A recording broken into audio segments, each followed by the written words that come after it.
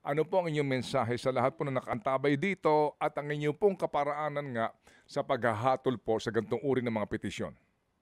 Um, Alam niyo po hindi po madali sa wage board ano mag-decide ngayon sa mga nakaraang araw. Alam naman po natin na ah, yung kanilang hinihiling na legislated wage ay hindi po naisakatuparan. So, kumbaga nakaatang ngayon sa aming sa wage board po ang desisyon sa pagtataas ng sahod. So, binabalanse po namin 'yon. Sabi ko nga po, lahat po ay titingnan natin, maging fair tayo.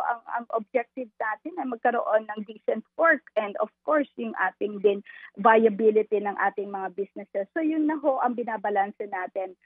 Pero po sana po at pinapaalam ko rin sa publiko na ang wage board ay it's a 7 members wage board. So it's a collective decision po, hindi lang po ako bilang chairperson, but ito po ay decision ng lahat ng miyembro po ng wage board.